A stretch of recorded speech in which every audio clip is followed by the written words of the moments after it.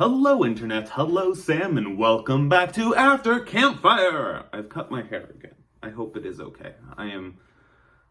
This might actually be the last time I have to do that, now that I think about it. At least, if, yeah, I was gonna say unless I want to, but I don't really like doing it. I just feel the need to do it because I hate having long hair. And yeah, I mean, my hair wasn't super long, but it was long enough where I was ready to snip it and clip it. And by snip and clip, I mean use a scissor. I guess I used a razor also, but not really for the dramatic-y changes. So yeah, with that out of the way, welcome, Henry. I guess I should be doing the Henry's Diary of How to Adult and stuff. Things are okay. I'm getting like super bored and frustrated with Corona stuff again because like a lot less has been going on lately. Like one of my only socializing activities, like during the past few months has been like a weekly commander, like Magic Commander night once a week. But the person who hosts it got a new job where they ended up working on the day where we did those. And we've only done it once out of the last 5 weeks, and not even having that has made things so frustrating. And it's not like, and like before I also had like games I was addicted to. Like, what was I playing again? I'm trying to remember what I was playing relatively recently that was sucking up a lot of time. Oh man, I can't remember. Oh, Bravely Default 2. Yeah. I'm playing Xenoblade Chronicles Definitive Edition a bit. It's not amazing, but it's good enough to kind of keep me occupied, but it's not like, oh man, I must play more. So I'm just very bored. I'm ready to not be bored. Work stuff's going all right. That'll be more relevant for my question to Sam, which is a funny one because he was asking me like, what were like the good things of the coronavirus or something, or I don't really remember, or just what happened. Anyways, my question to Sam was like, where do you think he would have been if this didn't happen? Which is kind of funny because Sam talked about how he was very productive this year because of the pandemic, because he was able to focus more on like his like artistic pursuits and like trying to grow a business and stuff like that, things that he wouldn't have been able to do if he just had a normal year. The funny thing but for me, my year, my life was completely upended again. I had just started my new job with Disney when the pandemic began, and I got laid off after working there for only like 6 weeks, which sucked quite a lot. But for answering the question, if this didn't happen, I would have likely still been there.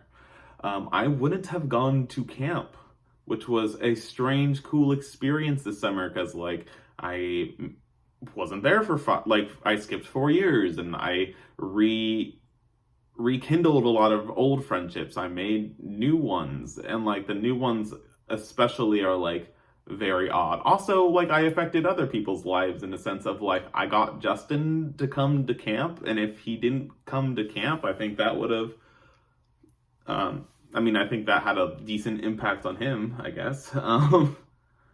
But yeah, I assume I would be just working at Disney. Things like I was in a really good place when the pandemic started. I'm like, yeah, new job, like dream career. This is great. Yeah.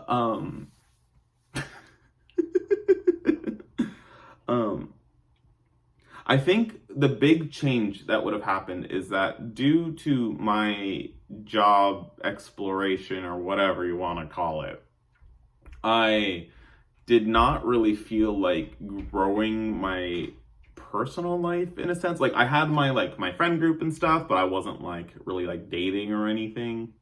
And I think that's the kind of thing I would have started to focus on. Like I wanted to get stable with the new job.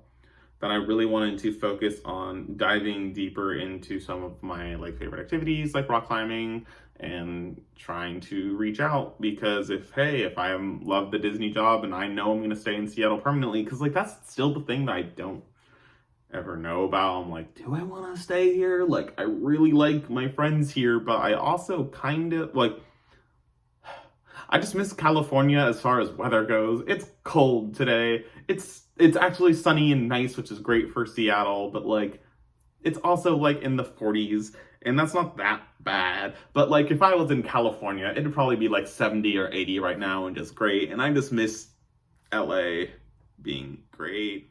I like driving around, like living in LA is frustrating because everyone's so far apart from each other, but just weather-wise, it's just what I love.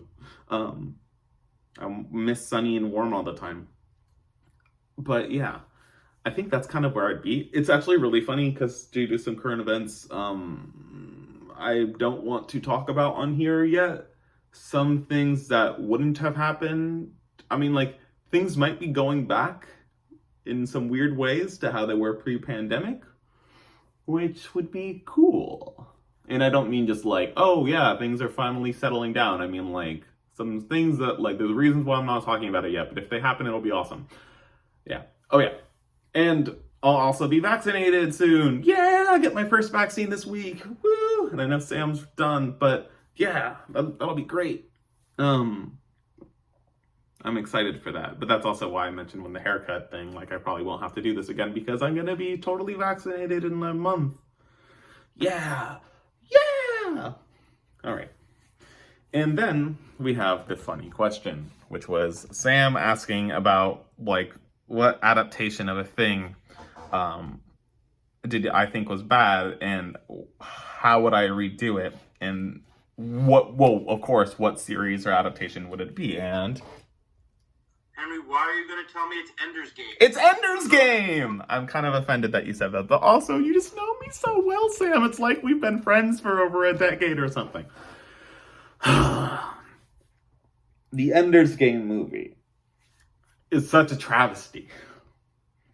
I know there's a lot of drama behind it because of Orson Scott Card's like homophobic tendencies, but like he's such a good author. And I know a lot of people, this is a complicated topic of the like, can you separate the artist from the art? And it's just frustrating because like that's not why this movie was bad. It got boycotted and didn't make as much money because of that. But like I don't like that I need to defend his work. I mean, defend him almost to defend the work. But I just wanted to bring it up because it'd be kind of ignorant to not mention it. Anyways, Orson Scott Card and Ender's Game. I mean, Ender's Game, the series, is absolutely amazing. One of my favorite book series. It like rekindled my ability to read in college. And I remember in 1 year in college, I read like 15 books in one semester because of Ender's Game. And that was incredible. That was really awesome for me because like I don't read very often, and it also like it felt good, and also the story is so good. And also Ender's Game is really complicated because there's Ender's Game, then there are the Ender sequels. There is Ender's Shadow, which is about Bean, who is a side character, like a secondary protagonist almost in Ender's Game, but he doesn't seem that relevant until you see his perspective in Ender's Shadow, which is the same story from his perspective, except it has a different end and beginning. Like it, in the sense of both of them start with their characters on Earth, then their time in battle school together, and then what they do after. Like, it's not like they change the end. It's just, where did they go after? And then Bean has his own series of stories. But not only that, then Mazer Rackham, the legendary soldier who, like, defeated the Formics the first time, he has an entire prequel double trilogy. It's like, there's two Formic wars, the two previous wars in history. So there's the trilogy of the first war and the trilogy of the second war. The second trilogy is not done yet, but it will be soon. But also, the Ender and Bean stories are eventually going to reconnect. But it's not like, oh yeah, they went their separate ways for 20 years and they're reconnecting. No, there's so much lore that happened, and it's like thousands and thousands of years later, and their stories are finally reconnecting. It's so good. And there's so many different things about philosophy or just military or just cool sci-fi or things like that. Like, it's just such a good series. And it frustrates me to hell that the movie was bad. To be fair, I don't think that they would ever do a good job of of making movies of the entire series. It's way too complicated. It should have been a TV show. It should have been an animated TV show. That's how I fix it. Make it an animated TV show. But at least just Ender's Game could have been a great movie. And there are a few problems that would have led to it becoming difficult to make this movie to begin with, which is the fact that the characters in Ender's Game are children, little children. Ender starts the series as a 5-year-old, I believe, and then goes to battle school when he's like 6, and then by the end he is 12. So, like, yeah, it's going over the 6 years of his life from him going from almost, like, basically a kindergartner into a middle schooler. Yeah.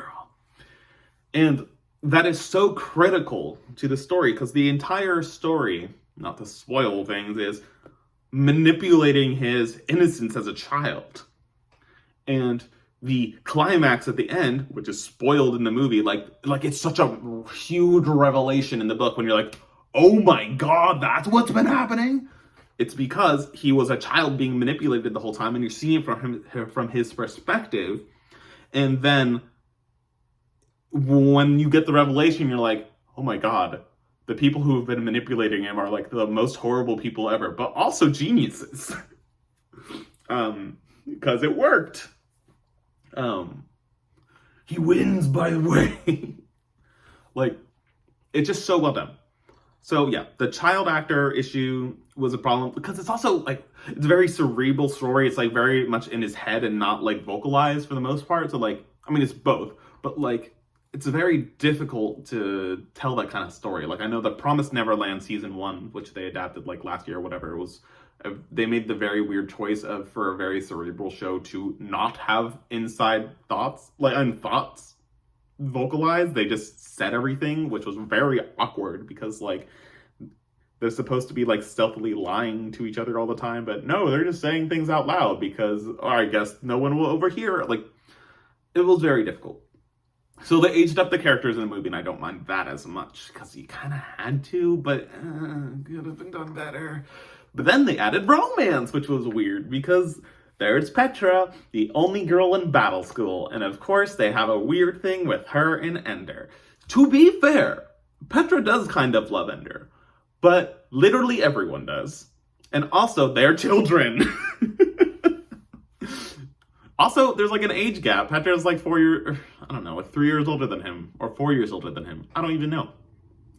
But like, the whole point is like, Petra is like a very, very masculine character. Well, like, I mean, for like a child, like she's very tomboyish, I'll say, because that's the whole thing. Like, they're in battle school. These characters and these kids have been selected for their violent tendencies and readiness for war.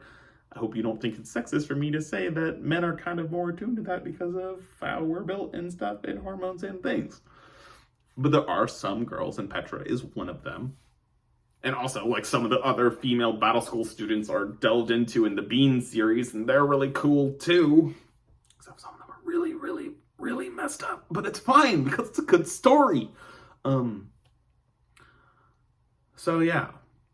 And then they spoiled the end early, like the twisty bit. They didn't make a twisty bit. It's supposed to be a twisty bit, and it was bad. And it was in the trailers. Why was it in the trailers?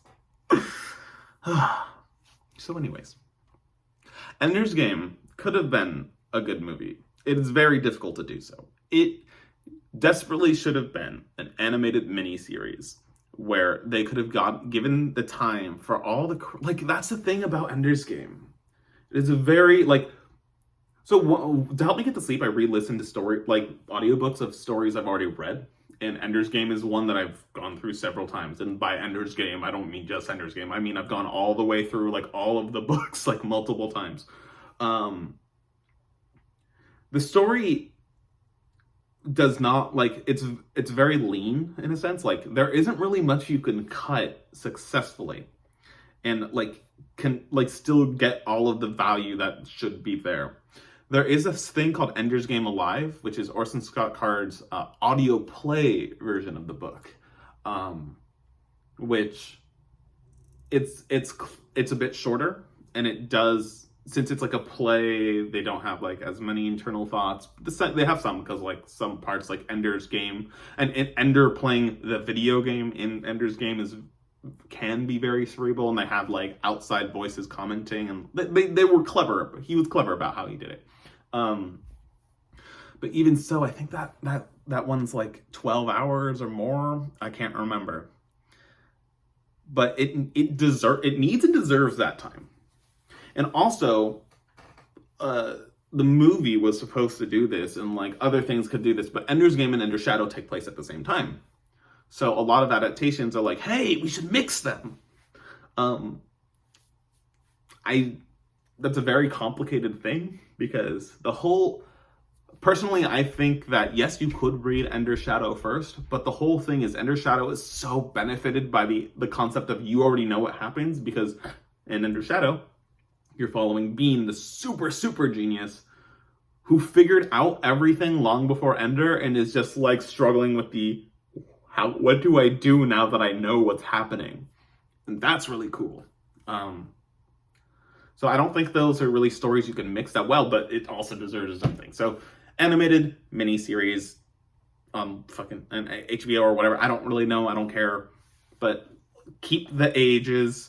Don't cut the romance. Keep the mystery and suspense and the violence. Like, it's so critical. And then if you go animated, you can explore all the other branches, because especially like I don't love the Ender sequels as much. They go into like much more weird philosophy about like aliens, and like in sometimes really cool ways, but in sometimes very strange ways, where like Orson Scott Card's like religious aspects play a much more present role. And it's like they're very cool, but I don't know how well they would sell. But I think the prequel trilogies and the Bean stories, because the Bean stories are all about war, would do very well. I talked about Ender's Game for a long time. Oh no. Sam, I know that I'm much more... Here's my question. I know I'm much more prone to doing this than you are. At least I think I am. What is one of those topics, since we're on one of them right now, where you feel like once you get started, you can't stop? Tell me one of those topics and tell me about it. See you later.